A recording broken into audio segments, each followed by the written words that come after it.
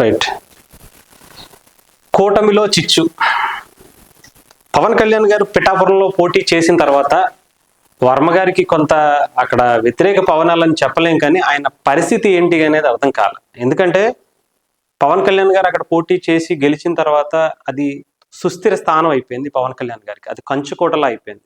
ఇక్కడ గత కొద్ది రోజులుగా అటు టీడీపీకి సంబంధించినటువంటి వర్మ గారికి, అలాగే అంతకు ముందు జనసేన పార్టీ పిఠాపురం ఇన్ఛార్జిగా ఉన్నటువంటి ఇప్పుడు కాకినాడ ఎంపీ మన తంగెళ్ళ ఉదయ్ గారికి కొంత గ్యాప్ అయితే వచ్చిన మాట వాస్తవమే అని చెప్పుకోవాలి. అయితే రీసెంట్గా ఇదొక మరొకసారి బయటపడినటువంటి అంశం ఏంటంటే ఇక్కడ కొంత స్థానికంగా జరిగినటువంటి క్రెడిట్ సొసైటీ ఎన్నికల సంబంధించినటువంటి దీంట్లో రెండు పార్టీలకి సంబంధించి ఒక అద్భుతమైనటువంటి విజయాన్ని అయితే అందుకున్నాయి. కానీ ఇందులో జనసేన పార్టీకి సంబంధించి ఎక్కువ స్థానాలు, అంటే పోటీ చేసినటువంటి 5 స్థానాల్లో 3 స్థానాల్లో జనసేన పోటీ చేసింది. అయితే ఇంకొక 2 స్థానాల్లో మాత్రం టీడీపీ పోటీ చేసింది. అయితే ఇక్కడ ఈ 2 స్థానాల్లో టీడీపీ పోటీ చేసినటువంటి 2 స్థానాల్లో కూడా ఒక్కటి మాత్రమే టీడీపీ గెలుచుకుంది.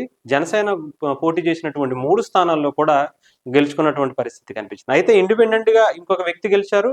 మొత్తానికి 5 స్థానాలు కూడా అటు కూటమికి సంబంధించిన వాళ్లే గెలుచుకోవడం ఒక అద్భుతమైనటువంటి అవకాశం. అయితే ఇక్కడ ముఖ్యంగా సొసైటీ ఎన్నికల బరిలో ఎవరికి వారే, అంటే ప్రత్యర్థి అనే మాట చెప్పాలంటే వైఎస్ఆర్సీపీ ఉండాలి, కానీ ఇక్కడ టీడీపీ జనసేన మధ్య ఎక్కువగా కొంత అంటే పోటీతత్వం అయితే కనిపించింది. అది కూడా వర్మ గారికి సంబంధించినటువంటి అనుచర వర్గం, అలాగే జనసేన పార్టీకి సంబంధించినటువంటి అనుచర వర్గం, అది కూడా తంగెళ్ళ ఉదయ్ గారికి సంబంధించినటువంటి అనుచర వర్గం కూడా పోటాపోటీగా ఇక్కడ తీసుకున్నటువంటి పరిస్థితి కనిపించింది. అది కూడా టీడీపీకి సంబంధించినటువంటి వ్యక్తి కాకుండా ఒక ఇండిపెండెంట్గా చేసినటువంటి ఇంకొక వ్యక్తిని గెలిపించుకునే స్థాయిలో జనసేన అక్కడ చాలా బలంగా ముందుకు వెళ్ళిందంటే ఇక్కడ ఒకరికి ఒకరు కేడర్తో కూడా వ్యూహాలకు ఎక్కువగా ఆయన ఎవరు వర్మ గారు కూడా పదును పెడుతున్నటువంటి పరిస్థితి. సింగిల్గా మనం వెళ్తే ఏంటి పరిస్థితి, మనం ఒంటరిగా వెళ్ళటం అంటే ఇక్కడ లోకల్గా ఉన్నటువంటి ఎలక్షన్స్లో, రాష్ట్రం మొత్తం కాదు, ఇక్కడ లోకల్గా మనం సింగిల్గా వెళ్ళి ఏమన్నా గెలిపించుకునే అవకాశం ఉందా, జనసేన కాదని మనం చేసుకునే అవకాశం ఉందా, జనసేన కాకుండా ఆయన బలంతో గెలిపించుకునే అవకాశం ఎంత ఉందని చెప్పి వర్మ గారు కూడా అనేక ప్రయత్నాలు అయితే చేసినట్టుగా కనిపించింది. అయితే ఇప్పటికే అటు అజయ్ గారు కావచ్చు, జనసేన పార్టీకి సంబంధించినటువంటి నేషనల్ మీడియా అడ్వైజర్గా ఉన్నటువంటి అజయ్ గారు, అలాగే మరికొంతమంది ఉన్నటువంటి జనసేన నాయకులు అందరూ కూడా ఇప్పటికే పిఠాపురంలో మకాం వేసి ఈ ఎన్నికలకు సంబంధించి, అంటే స్థానిక సంస్థల ఎన్నికలకు సంబంధించి చాలా పక్కాగా ఒక ప్రణాళికబద్ధంగా అయితే వాళ్ళు వెళ్తున్నటువంటి పరిస్థితి. అయితే దీంట్లో వర్మ గారిని కూడా కలుపుకునే ప్రయత్నం చేశారు, కానీ వర్మ గారికి అలాగే ఎంపీ గారికి ఉన్నటువంటి కొంత ఆ గ్యాప్ని మాత్రం ఎవరు ఫిల్ చేయలేనట్టుగా కనిపిస్తుంది. సో దానికి తగ్గట్టుగానే ఈసారి కొంత ఈ ఎన్నికల్లో ఏం జరుగుతుందా అనే ఉద్దేశంతో చాలామంది ఆశ్చర్యంగా ఎదురు చూస్తూ ఉన్నారు. కానీ దీనికి మాత్రం మొత్తానికి ఎటు వెళ్ళినా కానీ జనసేనకు సంబంధించి చాలా పూర్తి స్థాయిలో 3 స్థానాలు గెలుచుకుంది.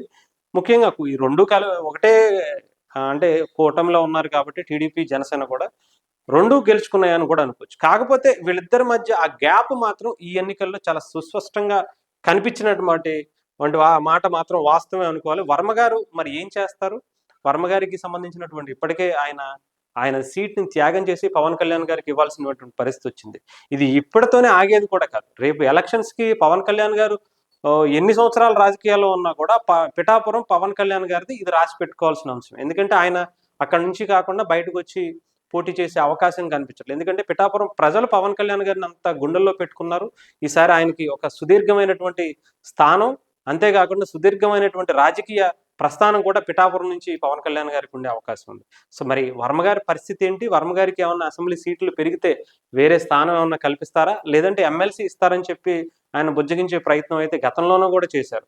అటు స్వయాన ముఖ్యమంత్రి చంద్రబాబు నాయుడు గారే అప్పట్లో వర్మ గారిని బుజ్జగించినటువంటి పరిస్థితి అయితే కనిపించింది. మరి ఇప్పుడు వీళ్ళిద్దరి మధ్య ఏమన్నా మరొకసారి బయటకు వచ్చే అవకాశం కనిపిస్తుందంటే ఈ ఎన్నికలే ఒక నిదర్శనంగా చూపించి చాలామంది అయితే విమర్శలు అయితే చేస్తున్నటువంటి పరిస్థితి. మరి ఏమన్నా గ్యాప్ని కంట్రోల్ చేసి 2 పార్టీలు కూడా వాళ్ళని బుజ్జగించే ప్రయత్నం చేస్తారా, దీన్ని మరి ఇంకా తారాస్థాయికి తీసుకువెళ్ళే ప్రయత్నం చేస్తారా అనేది కూడా వేచి చూడాలి. ఏదేమైనా సరే పిఠాపురంలో మాత్రం పవన్ కళ్యాణ్ గారి హవా, అంటే ముఖ్యంగా జనసేన హవా కంటిన్యూ అవుతుంది.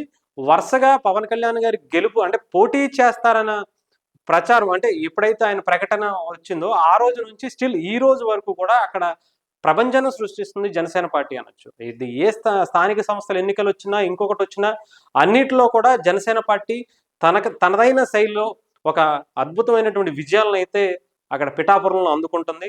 దానికి ముఖ్యంగా ఈరోజు జరిగినటువంటి క్రెడిట్ సొసైటీకి సంబంధించినటువంటి ఈ ఎన్నికల్లో ఒక అద్భుతమైనటువంటి విజయాన్ని జనసేన పార్టీ అందుకుందని మాత్రం చాలా క్లియర్గా చెప్పొచ్చు. ఇక్కడ కూటమి అనే దానికన్నా జనసేన పార్టీ పోటీ చేసినటువంటి 3 స్థానాల్లో కూడా చాలా ఈజీగా సునాయాసంగా గెలిచింది.